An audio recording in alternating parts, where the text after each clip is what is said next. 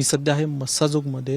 राज्यात सध्या संतोष देशमुख यांची जी अपहरण करून हत्या करण्यात आली, त्यानंतर त्यांचे जे आरोपी आहे 20 दिवसानंतर देखील मोकाट आहेत. काल बीडमध्ये भव्य मूकमोर्चा झाला. सर्व जातीचे, धर्माचे, सर्व पक्षाचे नेते मंडळी बीडमध्ये उपस्थित होते. गर्दी मोठ्या प्रमाणावरती होती.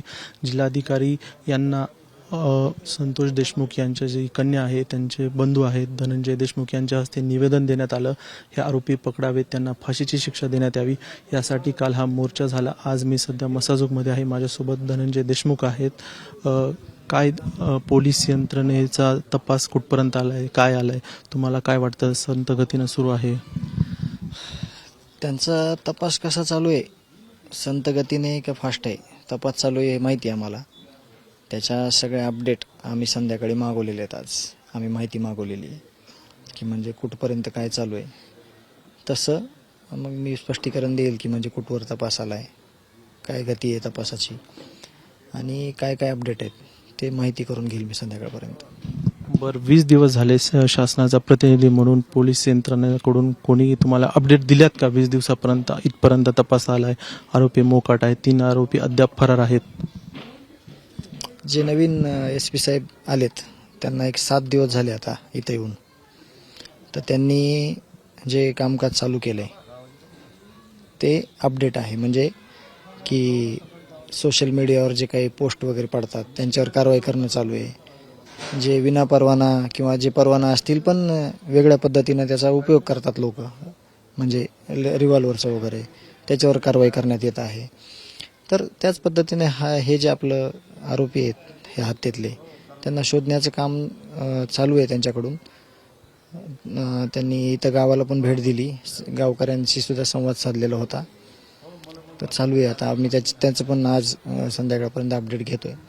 तुमच्या कुटुंबियाशी नवनीत कावत जे आहेत नवीन पोलीस प्रशासनाचे प्रमुख बीड जिल्ह्याचे, ते काय तुमच्याशी बोललेत? तुमच्या कुटुंबियाशी कुटुंबियाशी नाही बोलले, आमच्या सगळ्यांसोबतच गावाल्यासोबतच बोलले. इथंच सगळे समोर बसले होते. आलेल्या दिवशीच दुसऱ्या दिवशी त्यांनी इथं येऊन ओळख करून दिली आणि काम मला थोडा वेळ द्या आणि हे काम चोख पार पाडणारे माझ्यासाठी पण एक आव्हान असणार आहे हे, आणि मी ते काम योग्य रीतीने करणार आहे म्हणून असं लोकांना आश्वासन दिलेलं आहे.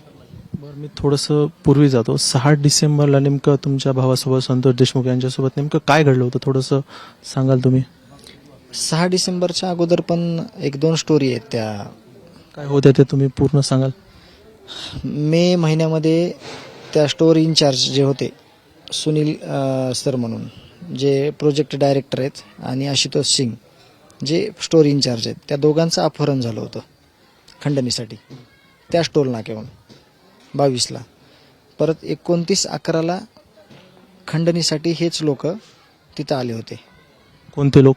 हे जे आरोपी आहेत आत्ताचे, माझ्या भावाची जी हत्या केली ते आरोपी, त्यांनी तिथून फोनवर वगैरे खंडणीचं मागणी केली होती. आणि परत 6 डिसेंबरला हेच आरोपी जे आहेत ते तिथं खंडणीसाठीच आले होते आणि त्यांनी वॉचमॅनला मारहाण केली म्हणून आमच्या भावाला फोन आला. आणि आमचा भाऊ तिथं गेल्यानंतर मग भावाला पण हाणमार झाली.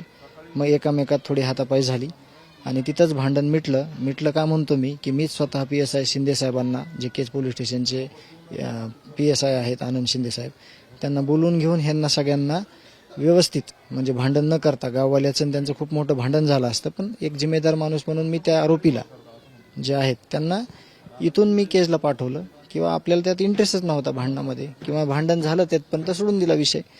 आणि ते आरोपी तिथे गेल्यानंतर नंतर जो प्रकार घडला हा तो असा आहे की त्याचं माझ्या भावाचं अपहरण केलं आणि हत्या केली. तर इथपर्यंत असा आहे विषय 9 तारखेपर्यंत. बरं, जे आरोपी आहेत अद्याप मोकाट आहेत, यांना कोण पाठीशी घालते असं तुम्हाला वाटतं का? तपासात समजेल. ते तपास अधिकारी मला सांगतील की कोणी ह्यांना आश्रय दिला, कुणी ह्यांना गाईडलाईन दिल्या, कुणी हे सगळं करायला सांगितलं, हे तपासात 100% कळणार आहे. आणि तशी मागणी पण केलेली आहे आम्ही की हे कसं घडलं आहे. कारण हे सगळे जे प्रकार बघितला तर ही संघटित गुन्हेगारीचा प्रकार आहे आणि 100% आम्हाला सगळ्या गोष्टी कळतील. एकूण तर आपण समजा काल पाहिलं मस्त जो बीडमध्ये जो भव्य मोर्चा निघाला होता, त्या मंचावरती पाहिलं मनोज जरांगे पाटील होते, संभाजीराजे होते, आणि अन्य नेते मंडळी आमदार होते, खासदार होते. एकूण तर कुठेतरी मंत्री धनंजय मुंडे यांच्यावरती रोख होता सर्वांचा. त्यांची राजीनाम्याची मागणी केली होती. त्यांचे निकटवर्ती असतील वाल्मिक कराड यांच्यावर देखील या संदर्भात खंडणीचा गुन्हा दाखल आहे. तुम्हाला वाटतं धनंजय मुंडे यांचा राजीनामा झाला पाहिजे, यांचा त्यांचे जे निकटवर्ती आहेत वाल्मिक कराड यांचा हात आहे या प्रकरणामध्ये? CDR निघले, तपासणी झाली की कोण आरोपी आहे, कोण चुकीचं वागलंय, कोण आहे ते सगळं कळणारच आहे. त्याच्यामुळं आरोपीला आम्ही सुरुवातीपासून मागणी आहे की जे आरोपी आहेत त्यांना अटक करा आणि त्यांना शिक्षा करा. दुसरी गोष्ट कुठली आहे की आपण जे तपास चालू आहे त्याच्यामध्ये आपण जर तर असं केलं तर आपल्याला ते योग्य ठरणार नाही. त्यांचा तपास झाल्यानंतर ते सगळ्या जनतेसमोर येतील आणि सांगतील ह्याच्यात गुन्हेगार कोण आहे. पण माझं एक म्हणणं आहे की ह्या जिल्ह्यामध्ये सगळ्यांनी जे अधिवेशनात भूमिका मांडल्या लोकप्रतिनिधींनी, ती काही लोकांनी मांडल्या नाहीत. तिथं कोणते लोक अंदाज? साहजिकच आता जे मांडले नाहीत ते लोक माहितीच आहे, आणि ज्यांनी मांडले ते पण तुम्हाला माहिती आहे. ज्यांनी भूमिका मांडल्या ते पण समोर आहेत. ज्यांनी नाही मांडल्या नुसतं बाईट देऊन काय होणार नाही ना, त्याच्याची कृती काय करणार? कारण तुम्ही जिम्मेदार माणसं आहेत ना, तुमच्यावर जिम्मेदारी आहे ना. लोकप्रतिनिधी म्हणजे अर्थच त्याचा तसा आहे ना की लोकांना न्याय देण्यासाठी, त्यांचे कामं करण्यासाठीचं तुमचं पद आहे. एक शेवटचा प्रश्न, एवढी संवेदनशील घटना आहे राज्यामध्ये, 20 दिवस झालं चर्चा चालू आहे. राज्याचे मुख्यमंत्री गृहमंत्री असतील देवेंद्र फडणवीस, त्यांनी तुमच्याशी, तुमच्या कुटुंबियांशी, जी संतोष देशमुख यांची कन्या आहे, त्यांच्या पत्नी आहे, त्यांच्याशी काय तुमचा शासनाकडून देवेंद्र फडणवीस यांच्या बोलणं झालंय, संपर्क झालाय काही?